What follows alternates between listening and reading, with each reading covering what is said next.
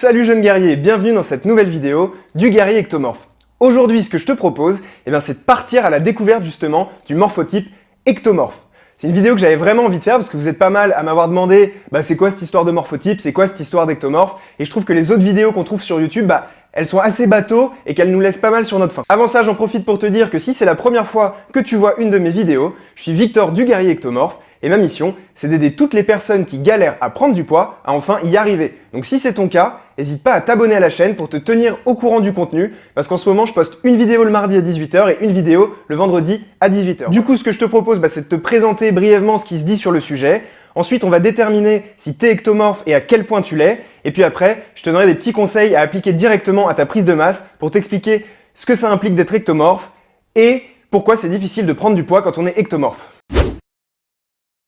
Pour te la faire court, la théorie des morphotypes, elle permet de classer tous les individus dans 3 catégories selon des caractères physiques. Donc ces 3 catégories, c'est les ectomorphes, les endomorphes et les mésomorphes. L'ectomorphe, il est souvent associé à une personne qui a un visage fin, des épaules fines, un squelette fin en termes général, qui a beaucoup de mal à prendre du poids, un métabolisme rapide, donc un tempérament plutôt énergique et nerveux, et une silhouette plutôt longiligne. Pour te donner un petit exemple d'ectomorphe connu qui a réussi quand même déjà une bonne transformation, c'est Brad Pitt. Donc l'endomorphe, c'est l'inverse, il est plutôt associé à un format compact, un visage assez rond.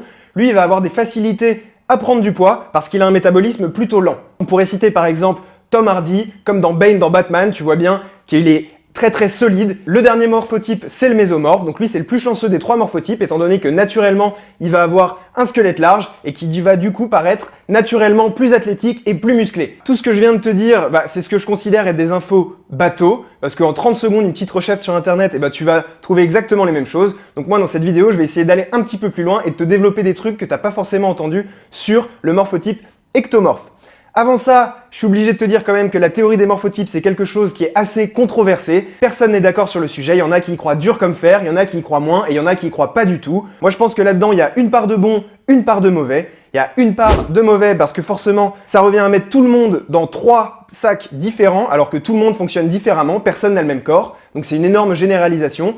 Mais il y a quand même une énorme part de bon parce que ça permet de s'associer à des critères, ça permet de s'associer à un certain métabolisme et à certains fonctionnements du corps. Et ça nous permet de comprendre mieux comment on fonctionne. Et forcément, comprendre mieux comment on fonctionne, c'est un énorme avantage pour mener à bien sa prise de masse et réussir une transformation. Voilà, ce qui est sûr, c'est que ta génétique, elle va être à prendre en compte pour mener à bien ta prise de masse. Si tu arrives à t'identifier au morphotype ectomorphe, déjà, tu vas avoir plein de petites pistes pour réussir ce coup-ci ta transformation. Maintenant que ça c'est dit, moi je trouve qu'il faut plutôt voir ça comme un plus ou moins. Tu vas t'identifier à certains paramètres, peut-être pas à tous, plutôt que à oui ou non. Généralement, ce qui se dit, c'est que toi t'es fin, t'es ectomorphe, toi t'es normal, t'es mésomorphe, toi t'es gros, t'es endomorphe, et ça c'est la généralité qu'il faut surtout pas adopter. C'est complètement faux. Tu peux être ectomorphe et gros et tu peux être endomorphe et fin. Comprendre comment je fonctionnais, moi, c'est vraiment ce qui m'a permis d'avoir des résultats. Ça m'a permis de faire la paix avec mon corps, de se dire ok, c'est bon, on est fin, c'est à cause de ça. Maintenant, on va devenir potes, on va devenir alliés, on va aller à la bataille ensemble, on va prendre du poids, on va réussir à prendre du muscle.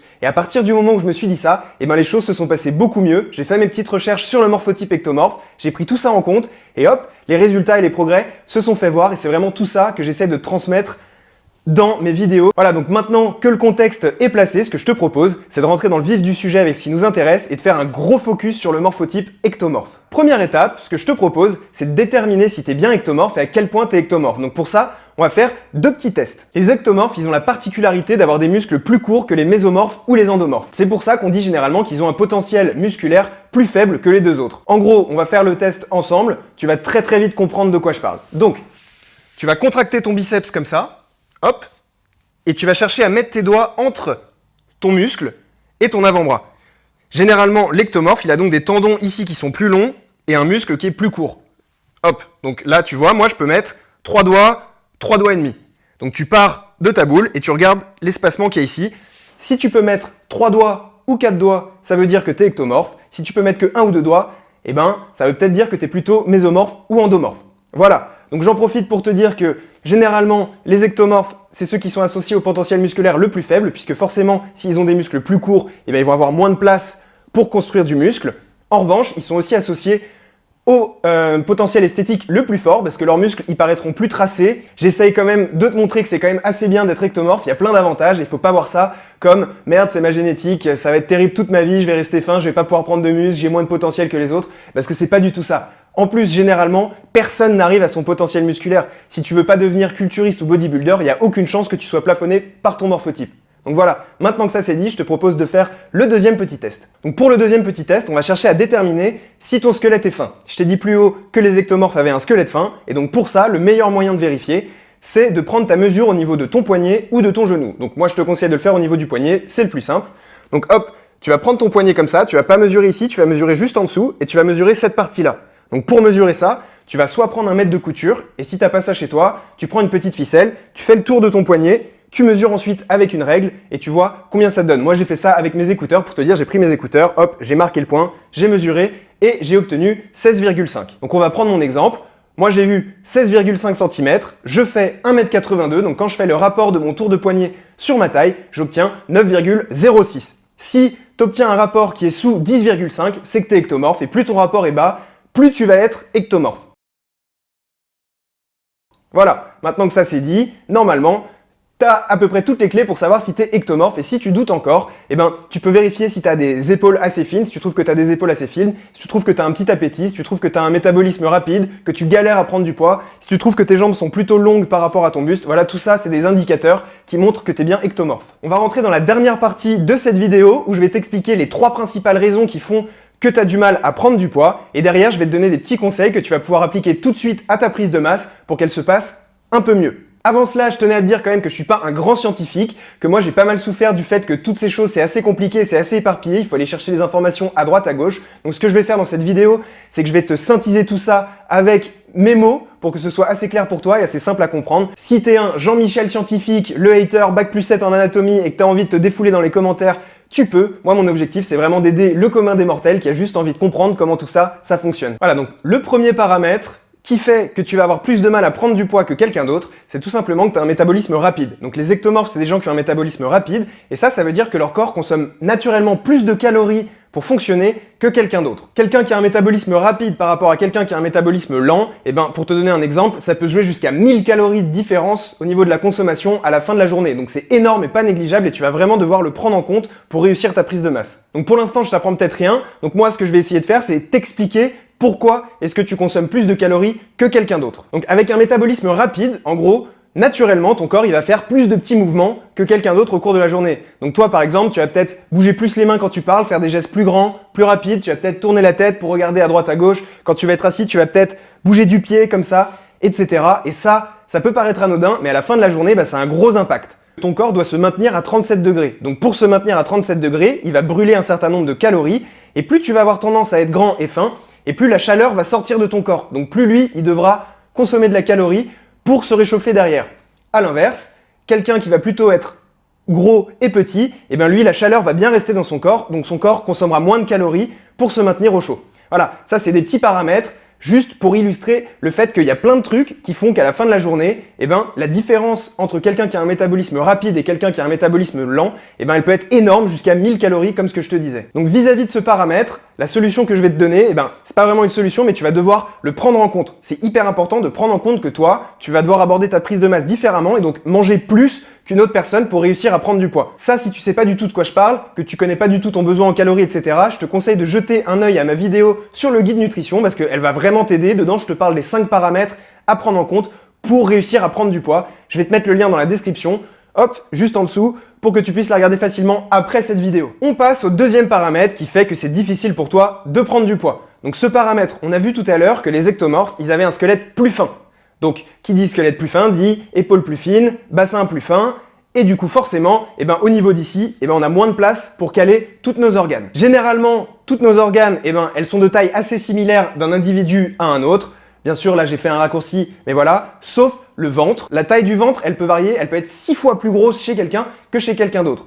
Donc en gros, au niveau de nous de l'espacement, le sacrifice il s'est fait sur la taille du ventre parce qu'il a fallu caler tous les organes et donc on a un ventre petit naturellement. Donc qui dit ventre plus petit dit petit appétit, mais pas que. Tu vas devoir prendre en compte un certain nombre d'autres choses. Donc en gros, l'erreur que tu pourrais faire, c'est de regarder des vidéos qui te disent Voilà, pour prendre du poids, il faut que tu manges plus. Et du coup, toi, dans ta tête, tu vas dire, donc il faut que je mange plus, donc il faut que je fasse des repas 2 fois plus gros, et même si j'ai du mal à le manger, je vais me forcer, et grâce à ça, je vais réussir à prendre du poids. Voilà, ça c'est vraiment l'erreur du débutant, surtout du débutant ectomorphe, qui fait qu'il se décourage, il se fait mal, il écoute pas son corps en fait. Donc c'est comme si tu te tirais un énorme coup de bazooka dans le pied, parce qu'en fait, toi, ton ventre, il est pas fait pour manger des grosses quantités. Moi, la solution que je te propose vis-à-vis de ça, c'est d'arrêter de te dire que tu vas devoir manger des plats 2 fois plus gros, parce que ça va t'apporter ballonnement, mal au ventre, ça va te faire aller plus aux toilettes, ça va même pas t'aider à faire grossir ton ventre. Ça, c'est vraiment une erreur. Ce que je te conseille de faire, c'est là, tu prends la portion de pâtes que tu as l'habitude de manger, tu la pèses, tu regardes combien ça fait, et ensuite, chaque semaine, tu vas essayer d'en manger un peu plus. Donc en gros, imaginons là, tu es à 100 grammes de pâtes, et bien la semaine 1, tu manges 100 grammes de pâtes, semaine 2, tu vas manger 105 grammes par repas, semaine 3, 110 grammes, et voilà, jusqu'à ce que tu puisses manger une portion conséquente. Donc une portion conséquente, pour moi, avoir un ventre normal, c'est à peu près manger 150 grammes de pâtes. Une fois que tu manges 150 grammes de pâtes sans problème, t'essayes pas de monter la portion, parce que le but, c'est pas d'avoir un ventre énorme. Voilà, donc tu as compris l'idée, augmente progressivement tes portions, plutôt que de faire des repas qui sont 2 fois plus gros. Voilà, le corps, il peut faire des super trucs quand on est progressif, il a une capacité d'adaptation qui est énorme, mais par contre, les changements bruts comme ça d'un coup, il déteste ça, il est vraiment très mauvais, donc il faut surtout pas doubler la taille de tes repas, sinon sur le long terme, ça va être impossible, et une prise de masse, ça se fait sur le long terme. On arrive au 3e et dernier paramètre que je vais te donner, qui va dans la continuité du paramètre précédent, et en gros, ce paramètre, c'est la sensibilité à l'insuline des ectomorphes. La sensibilité à l'insuline, c'est vraiment ce qui différencie les morphotypes dans leur fonctionnement entre le mésomorphe, l'endomorphe et l'ectomorphe. Chez l'ectomorphe, il va y avoir une hypersensibilité à l'insuline. L'insuline, c'est l'hormone qui va gérer ton appétit. Elle est responsable en fait pour le niveau de glucose dans ton sang. Donc en gros, quand ton niveau d'insuline est au plus bas, ton corps te dit « t'as faim ». Quand ton niveau d'insuline est au plus haut, ton corps te dit « t'as plus faim ». Donc t'as peut-être déjà entendu ou vécu même le fait de quand tu consommes un truc sucré, ça te coupe l'appétit. En fait, c'est parce que du coup, quand tu vas consommer un bonbon ou un gâteau, par exemple, ton niveau d'insuline, tu vas avoir ce qui s'appelle un pic d'insuline. Donc ton niveau d'insuline va faire « poup » et ton corps va dire « t'as plus faim ». Donc comme ce que je te disais, les ectomorphes, ils ont une hypersensibilité à l'insuline, ce qui fait qu'ils vont ressentir la notion de satiété beaucoup plus vite. En gros, leur corps, quand il va manger, il va très très vite se dire « ah, t'as plus faim ». Ce qui est plutôt une bonne chose et c'est plutôt normal. Le corps, il cherche naturellement à ne pas prendre de poids. Dans la nature, je sais pas si tu as déjà vu des animaux obèses, mais ça existe pas, c'est que des animaux qui sont domestiques. Naturellement chez nous, ça devrait être pareil. Donc les endomorphes, c'est eux qui ont un dérèglement. Eux, du coup, ils ont une sensibilité à l'insuline qui est presque nulle, ce qui fait que du coup, leur corps ne connaît pas son besoin et donc il ne va pas leur dire « tu n'as plus faim » et du coup, ils vont manger plus que leurs besoins, ce qui fait qu'ils vont prendre du poids facilement. Donc comme cette fonction, elle marche très très bien chez les ectomorphes, c'est ce qui fait que c'est assez facile de maintenir son poids parce que notre corps connaît bien son besoin ou d'en perdre. À l'inverse, c'est très difficile d'en prendre puisque notre corps n'a pas un grand appétit du fait qu'on ait un petit ventre et du fait qu'on ait une sensibilité à l'insuline très élevée. Donc à l'échelle d'une vie entière, c'est quand même un énorme avantage parce que du coup, une fois que tu auras réussi à prendre ton muscle, tu auras plus de facilité à maintenir ta condition physique qu'un endomorphe par exemple qui lui aurait du mal à ne pas prendre de poids. Une dernière petite parenthèse, un petit paramètre bonus que je vais te donner, c'est vis-à-vis de notre réaction au stress. En gros, le stress, chez certains individus, ça va faire que ça va développer leur appétit. Donc les personnes qui sont en dépression, qui sont stressées, vont avoir très envie de manger. Mais chez les ectomorphes, ça va plutôt avoir la conséquence inverse. Quand on est stressé, généralement, ça nous coupe l'appétit. Moi, je sais qu'avant de prendre un avion, par exemple, ou avant de partir quelque part, avant un examen ou un truc important, j'ai extrêmement de mal à manger. Pareil après un entraînement. Un entraînement, c'est une certaine forme de stress puisque c'est un stress qui s'effectue au niveau de tes muscles. Moi, je sais que j'ai pas spécialement faim. Donc en termes général, il faut voir cette sensibilité à l'insuline comme un avantage parce que c'est très très bon sur le long terme et c'est quelque chose d'assez naturel. Tu vas avoir du mal à prendre du poids, ce qui est plutôt une bonne chose. Et pour pouvoir un petit peu pallier à ça, mon conseil, c'est de, en plus de monter tes portions progressivement, comme ce que je te disais, plutôt pour habituer ton corps, c'est de faire des repas fractionnés. Donc plein de petits repas plutôt que des gros repas. Et ce que tu peux faire aussi, mais ça c'est un petit peu plus déjà poussé, c'est d'arrêter de manger avant de te sentir plein. Donc en gros, ce que tu peux faire, c'est tu manges, et avant de plus avoir faim, t'arrêtes de manger, comme ça tu vas re-avoir faim assez rapidement derrière et tu vas pouvoir refaire un repas. Moi pour te dire, mais je suis assez dans l'excès parce que voilà, je suis en pleine prise de masse en ce moment, je me suis fixé l'objectif de prendre 10 kg en 3 mois et j'ai envie de te prouver que c'est possible. Donc moi ce que je fais, j'ai mis une alarme sur mon portable. Le matin quand je me réveille, imaginons je fais mon premier repas à 10 h, je mets une alarme qui sonne toutes les 3 heures et toutes les 3 heures, je vais aller me faire un petit repas pour à la fin de la journée avoir assez de calories pour prendre du poids. Ça c'est une petite anecdote, tu peux faire pareil si tu veux, c'est pas forcément possible pour tout le monde en fonction de ton emploi du temps. Avec le confinement en ce moment ça doit être possible, mais quand tu es dans la vie active, c'est plus difficile. Donc voilà, il y a plein d'autres paramètres quand ça vient aux ectomorphes. Je trouve que c'était les paramètres les plus parlants, ceux qui allaient vraiment pouvoir t'aider à comprendre pourquoi tu avais du mal à prendre du poids et que tu allais pouvoir vraiment adapter ça, toi, à ta prise de masse pour pouvoir avoir des résultats plus rapides et surtout des résultats garantis sans pour autant te contraindre trop. L'important, c'est d'écouter ton corps, de devenir son pote, son allié, de savoir comment il fonctionne pour pouvoir justement aborder les choses comme toi tu as besoin et pas comme on te dit de le faire. Et si tu fais ça, eh ben, les résultats sont garantis, tu vas réussir ta transformation. Donc retiens bien en tout cas que le combat, ça va être dans ton assiette et pas à la salle de sport. Même si c'est important la salle de sport, c'est vraiment la nutrition où tu vas devoir mettre l'accent pour bien comprendre comment ça fonctionne et pour bien réussir à mettre en place des stratagèmes pour réussir à manger toutes ces calories avant la fin de la journée. Donc là, je t'ai donné quelques pistes, je vais essayer de t'en donner d'autres dans les vidéos futures. On arrive à la fin de cette vidéo, donc j'espère que tu as appris plein de trucs, que maintenant, tu as plein d'idées à mettre en place pour réussir ta prise de masse et ta transformation. Donc si cette vidéo, elle t'a plu, n'hésite pas à mettre un petit like, un petit commentaire pour montrer à YouTube que je fais du bon contenu et qu'il le diffuse à plein d'ectomorphes comme toi qui ont envie aussi de réussir à prendre du poids et leur transformation. Et puis moi, je te dis à très très vite dans les prochaines vidéos. Dernier truc, si tu as envie que j'aborde certains sujets, n'hésite pas à mettre le sujet en commentaire des questions que tu te poses. J'essaierai de te faire une petite vidéo prochainement. Pouf!